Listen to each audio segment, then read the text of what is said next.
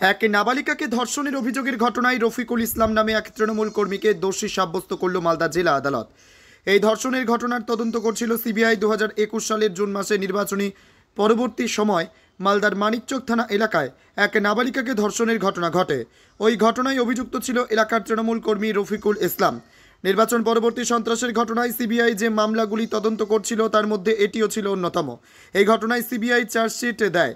মোট 22 জনের সাক্ষ্য গ্রহণ করা হয়। ওই নাবালিকার আইনজীবী অমিতাভ মৈত্র জানিয়েছেন, ভিত্তিতে নির্দিষ্ট প্রমাণের ভিত্তিতেই অভিযুক্তদের দোষী সাব্যস্ত করেছে অতিরিক্ত দায়রা আদালত 2।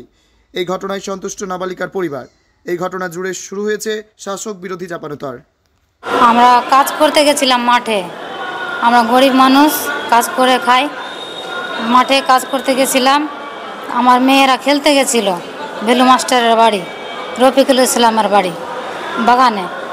তারপর বাগানে খেলতে গিয়ে আতা পাতা খেলছিল আমার মেয়ে দুটাই, আমার ভাস্তার মেয়ে আর আমার মেয়ে। তারপরে ওখানে আতা পাতা আনতে গেছে, পাতা তুলতে গেছে আমার ভাস্তার মেয়ে, আর আমার মেয়ে ওখানে দাঁড়িয়েছিল, লুকাচ্ছিল। এবার বেলু মাস্টার আমার মেয়েকে ডেকে নিচ্ছে। ডাকার পরে আমার মেয়েকে এভাবে বলল, দরজা লাগিয়ে আর কপাটও লাগিয়ে দিয়েছে। তারপরে প্যান্ট খুলে জামা খুলে আমার মেয়েকে ধর্ষণ করেছে। ওই আমরা ভোটে জিতলাম তো, তার জন্য ওরা তৃণমূল করছিল, আর আমরা বিজেপি করি। ওরা আমাদের উপরে খাপা হয়েছিল, ভাটকা ফুটাচ্ছিল, ওরা খুব অত্যাচার করছিল আমাদের জন্য।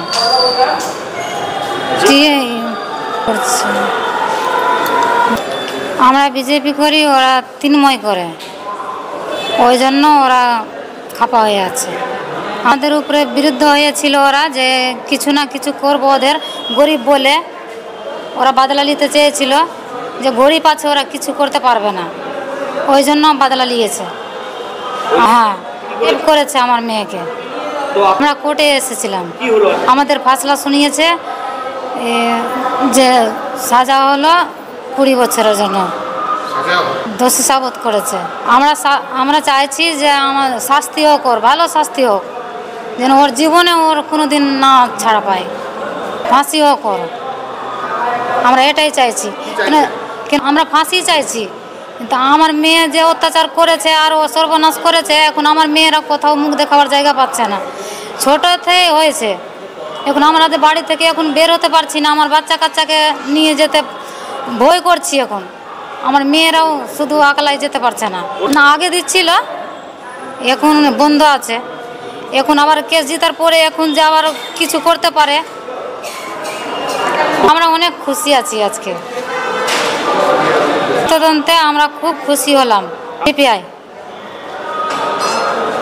আমরা খুশি হলাম, সিবিআই তদন্তে আমরা খুশি হলাম। আমরা বিজেপি করি আর ওরা তৃণমূল করে, ওই জন্য ওদের রাগ বেশি। ভোটে ভালো রেজাল্ট হয়েছে তার জন্য। না, ওদের রেজাল্ট ভালো হয়নি। রফিকুল ইসলাম ভেলু আমরা জানতাম আগে, তৃণমূল করে, তৃণমূল করে। সন্ত্রাস শব্দটাতে আমার আপত্তি আছে, কারণ এই বাংলাকে দখল করবার জন্য প্রধানমন্ত্রী নরেন্দ্র মোদী এবং স্বরাষ্ট্রমন্ত্রী অমিত শাহজি এমন একটা হাবভাব করছিলেন, সকালে একবার বিকেলে একবার এসে, যে তারা যেন বাংলাটাকে দখলই করে নিলেন। কিন্তু বাংলার মানুষ তাদের মুখে ঝামা ঘষে রায় দিয়েছে কন্যাশ্রীর পক্ষে, যুবশ্রীর পক্ষে, লক্ষ্মীর ভাণ্ডারের পক্ষে। নির্বাচনটা সংগঠিত করেছিল সেন্ট্রাল ফোর্স, কাজেই সেখানে কোনো সন্ত্রাস এই কথাটা বাংলার মানুষ বিশ্বাস করবে না। এই শব্দটা প্রযোজ্য হচ্ছে উত্তরপ্রদেশের ক্ষেত্রে, বিহারের ক্ষেত্রে, যেখানে বিজেপি শাসিত রাজ্য চলছে। আর যেটা করলেন যে মানিকচকের ঘটনাটা আপনি উল্লেখ করলেন, সেই ঘটনার সাথে দলীয় কোনো সংযোগ নেই। একটি মেয়ে, তার একটা কমপ্লেন লঞ্চ হয়েছিল, সেই কমপ্লেনের ভিত্তিতে যে আসামি সে যদি সাজাপ্রাপ্ত হয়, তাহলে এটা সবসময় এটা একটা আশাব্যঞ্জক একটা রায়। কাজে এটা নিয়ে তৃণমূল কংগ্রেসের কিছু ব্যাপার নেই। কেউ যদি মনে করে যে কোনো ঘটনার সাথে তৃণমূলকে জড়িয়ে তৃণমূলকে মেলাইন করবে, তারা মূর্খের স্বর্গে বাস করছে। 2026 আর কয়েকটা দিন পরে দেখবেন এই মানিকচকের মাটিতে আবার সবুজ পতাকা পথ করে উঠবে, খালি সময়ের অপেক্ষা। হ্যাঁ বলুন, কি বলবেন? 2021 সালের যে বিধানসভা নির্বাচন এবং সেই নির্বাচনের পরে যে পোস্টপোল ভায়োলেন্স হয়েছিল সারা পশ্চিমবঙ্গ জুড়ে, বিজেপির কর্মীদের উপরে বিভিন্ন রকমভাবে অত্যাচার, তাদের মহিলাদের রেপ, বাচ্চাদের কোনো তাদের ছাড়েনি, খুন, সন্ত্রাসের একটা যে বাতাবরণ, ঘরবাড়ি ছেড়ে থেকে বের করে দেওয়া ইত্যাদি যে একটা সন্ত্রাসের পরিবেশ তৈরি হয়েছিল, তার বিরুদ্ধে ভারতীয় জনতা পার্টি কোর্টে এবং মাঠে দুই দিকে তার আন্দোলন করেছিল। এবং তারই ফলস্বরূপ আজকে মানিকচকের যে ঘটনাটা ঘটেছিল, যে বাচ্চা মেয়েটাকে টিএমসির যে নেতা, সেই নেতা যে অশালীন আচরণ করেছিল, তার আজকে পক্সো যে কেস হয়েছিল তার বিরুদ্ধে, তার আজকে সিবিআই ইনকোয়ারি হয়েছিল। এবং এই পোস্টপোল ভায়োলেন্সের সিবিআই ইনকোয়ারি, সেই সিবিআই ইনকোয়ারি করার পর তাদের যে মনিটরিং টিম এবং তাদের যে সমস্ত তারা এভিডেন্স, সেই এভিডেন্স তারা কোর্টের কাছে রেখেছিলেন এবং কোর্টের কাছে রাখার পর সাক্ষী সাবুদের পর দুই পক্ষের সাক্ষী, সিবিআই এবং ডিফেন্স দুই পক্ষের সাক্ষী সাবুদের পর আজকে তার দোষী সাব্যস্ত হলো এবং আগামী পরশুদিন তার সাজা ঘোষণা হবে। আজকে পশ্চিমবঙ্গের মানুষ বুঝতে পারল যে না, এই পোস্টপোল ভায়োলেন্সের জন্য যে আমাদের সঠিক বিচার, সেই সঠিক বিচার একমাত্র সিবিআই দিতে পারে, পশ্চিমবঙ্গের পুলিশ দিতে পারে না। এবং পশ্চিমবঙ্গের পুলিশের উপরে যে মানুষের যে অনাস্থা, সেটা আবার আজকে প্রমাণ হলো এবং প্রকট হলো। মানুষ নিশ্চয়ই আজকে এই যে জজের যে রায়, সেই রায়ে মানুষ অনেকটাই, পশ্চিমবঙ্গের মানুষ আশ্বস্ত হতে পারলো এবং সিবিআই এর উপরে তাদের আস্থা আরো বেশি করে বাড়লো। সাধারণ মানুষের এর প্রতি আস্থা বাড়লো, মানুষের আইনের প্রতি যে আস্থা চলে গেছে পশ্চিমবঙ্গে, একটা নারী নির্যাতন, একটা বাড়িঘর জ্বালিয়ে দেওয়া, খুন, সন্ত্রাস, এতে করে পশ্চিমবঙ্গের যে পুলিশ প্রশাসন, তার উপরে যে মানুষের যে আস্থা চলে গেছিল, সেই আস্থা সিবিআই এর মাধ্যমে সেটা অনেকটা হলেও ফিরে আসছে। এগুলোই না, তাহলে তো বেঁচে যেত। আজকে আরজিকর অনেক বড় বড় মাথা বেঁচে গেছে। আজকে এই ধরনের ঘটনা যদি সত্যিকারের যে আমাদের সিবিআই ইনকোয়ারি যদি না হতো, তাহলে এটা তো বেঁচে যেত। 2021 সালের জুন মাসে একটা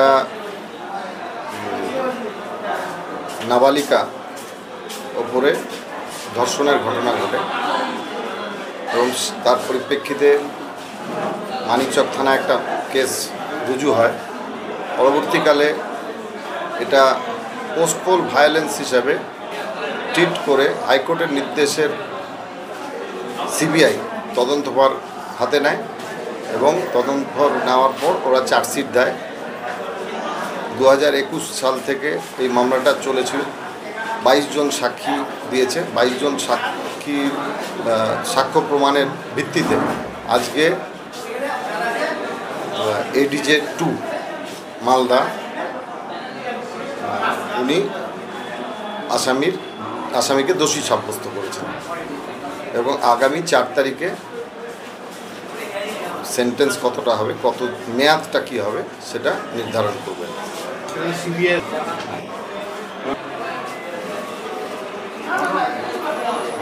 সাক্ষীতে যা এসছে তাতে দেখা যাচ্ছে যে বিধানসভা ভোট 2021 সালের বিধানসভা ভোটের সময় এই পরিবার বিজেপিকে সমর্থন করেছিল এবং স্থানীয় নেতা ওখানকার যিনি এমএলএ দাঁড়িয়েছিলেন, এমএলএ হিসেবে এমএলএ ক্যান্ডিডেট কন্টেস্ট করেছিলেন, গৌর মণ্ডলকে সমর্থন করেছিল। এবং পক্ষান্তরে এটাও দেখা যাচ্ছে যে আসামির পরিবার শুধু এইসব কারণেই এই ভিকটিম পরিবারের ওপর তাদের একটা বহুদিন ধরে ক্রোধ ছিল, সেটা কিন্তু সাক্ষ্য প্রমাণের ভিত্তিতে এসছে এবং তারই পরিপ্রেক্ষিতে এনএইচআরসি রেকমেন্ডেশন অনুযায়ী এটা হাইকোর্ট পরবর্তীকালে নির্দেশ দেয়। সেই নির্দেশের পরিপ্রেক্ষিতে সিবিআই এটা কেস রেজিস্টার করে এবং সিবিআই তদন্ত করে চার্জশিট দেয়। সেই চার্জশিটের ভিত্তিতে এতদিন ধরে বিচার পর্ব চলল। বিচার পর্ব শেষ হওয়ার পর 22 জন সাক্ষী দেয়। 22 জন সাক্ষী দেওয়ার পর, সাক্ষ্য গ্রহণের পর বিচার পর্বের শেষ যে অধ্যায় সেটা হচ্ছে যে আজকে তাকে দোষী ঘোষণা করলো আদালত, এবং আগামী 4 তারিখে মেয়াদ কতদিন হবে সেইটা নির্ধারণ করবে। এবং যে সেকশানে, সেটা হচ্ছে যে 6 পক্সোতে এবং 376A(b) তাতে ন্যূনতম সাজা আছে 20 বছর। 20 বছর থেকে লাইফ দিতে পারে এবং হতে পারে এই কেসে। সাক্ষ্যে যা এসছে, সাক্ষী প্রমাণ যা এসছে, তাতে এরা আসামি পরিবার পূর্বে সিপিএম ছিল, পরবর্তীকালে এরা টিএমসি সাপোর্টার। আসামির নাম হচ্ছে রফিকুল ইসলাম এলাইস ভ্যালি। বললাম এদের পরিবার হচ্ছে পুরোটাই বিজেপির সমর্থক, এবং